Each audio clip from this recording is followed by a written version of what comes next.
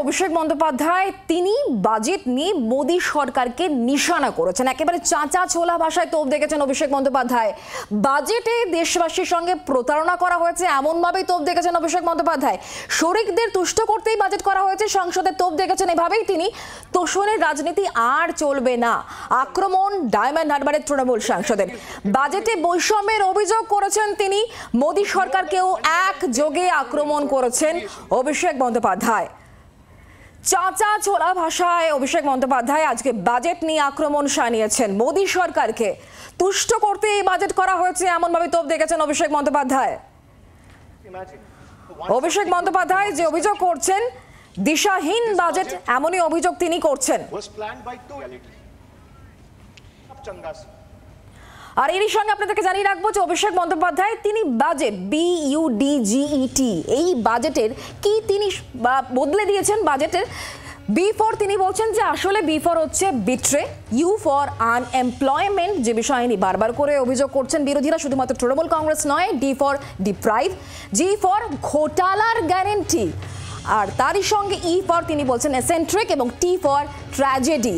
যে বাজেট হয়েছে 2024-এ, যে পূর্ণাঙ্গ বাজেট আমরা কালকে শুনেছি অর্থমন্ত্রীর মুখে, সেই বাজেট আসলে তুষ্টিকরণের বাজেট, এভাবেই অভিযোগ করা হচ্ছে বিরোধীদের তরফ থেকে। এমনকি ডায়মন্ড হারবারের তৃণমূল কংগ্রেস সাংসদ অভিষেক বন্দ্যোপাধ্যায়ও বলছেন যে আসলে এই বাজেট হয়েছে তুষ্টিকরণের বাজেট। কথা বলবো, আমাদের সঙ্গে রয়েছেন আমাদের প্রতিনিধি রাজীব। যে বাজেট আমরা গতকাল শুনেছি সেই বাজেট নিয়ে ইতিমধ্যেই কিন্তু বিরোধীরা সরব হয়েছেন, এবং আজকে অভিষেক বন্দ্যোপাধ্যায় তিনি বলছেন যে এই বাজেট আসলে তুষ্টিকরণের বাজেট করা হয়েছে, এই বাজেটে আসলে কোনো দিশা নেই। অভিষেক বন্দ্যোপাধ্যায় একেবারে চাঁচা ছোলা ভাষায় আক্রমণ করেছেন কেন্দ্রকে।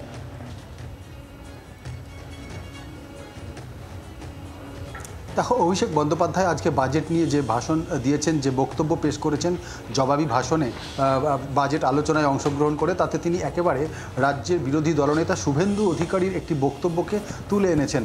জো হামারে সাথ হাম উনকে সাথ, এই বক্তব্য শুভেন্দু অধিকারী তার দলীয় বৈঠকে বলেছিলেন। আর এখান থেকেই নরেন্দ্র মোদীকে আক্রমণ করেছেন তিনি, বিজেপি সরকারকে আক্রমণ করেছেন অভিষেক বন্দ্যোপাধ্যায়। তিনি বলেছেন আপনার দলের বিরোধী দলনেতা, রাজ্যের নেতা, তিনি যখন বলছেন জো হামারে সাথ হাম উনকে সাথ, একই কথা, একই ছবি উঠে এসেছে আপনাদের বাজেটে। আপনাদের সরকারের দুই শরিক নীতিশ কুমার এবং চন্দ্রবাবু নাইডু আপনাদের সঙ্গে, আপনারাও তাদের সঙ্গে। আপনাদের বাজেটে দুটি রাজ্যকে গুরুত্ব দেওয়া হয়েছে, দুটি রাজ্যকে গুরুত্ব দেওয়া নিয়ে কারো আপত্তি নেই, কিন্তু অন্যান্য রাজ্যগুলিকে বঞ্চনা করা হয়েছে, মূলত এটাই আপত্তি। এই বিষয়টি তিনি কিন্তু একেবারে দুটি সংযোগ টেনে এনেছেন বলা যেতে পারে। জো হামারে সাথ হাম উনকে সাথ, এই বক্তব্য শুভেন্দু অধিকারী বিজেপি নেতার। আবার কেন্দ্রের যখন বাজেট দেখা যাচ্ছে, সেই বাজেটেও চন্দ্রবাবু নাইডু এবং নীতিশ কুমারকে খুশি করার জন্য অন্ধ্রপ্রদেশের জন্য ঢালাও বাজেট বরাদ্দ এবং বিহারের জন্য ঢালাও বাজেট বরাদ্দ, এই বক্তব্য, এই অভিযোগ বিরোধীরা তুলছেন। এবং যদি তুমি দেখো, যেমনটা তুমি বললে, B for betrayal, U for unemployment, D for deprive, এইভাবেই কিন্তু তিনি বাজেটের ব্যাখ্যা দিয়েছেন। এবং তার বাজেটের যে বঞ্চনার কথা তিনি বারবার তুলে ধরেছেন। তিনি বলেছেন যে উত্তর পূর্বের রাজ্যগুলির জন্য, মেঘালয়, আসাম সহ অন্যান্য রাজ্যের বন্যার পরিস্থিতির জন্য যেভাবে বরাদ্দ করা হয়েছে, বাংলায়, উত্তরবঙ্গে যেভাবে বন্যা হয়েছে, ভয়াবহ বন্যা, অথচ 1 টাকাও দেওয়া হয়নি, তাহলে এখানেই স্পষ্ট যে বাংলাকে বঞ্চনা করা হয়েছে।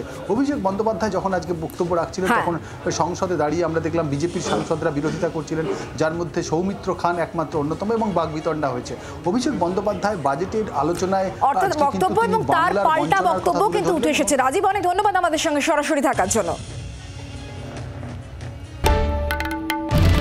বাংলার আওয়াজ, বাঙালির আবেগ, জি 24 ঘন্টা।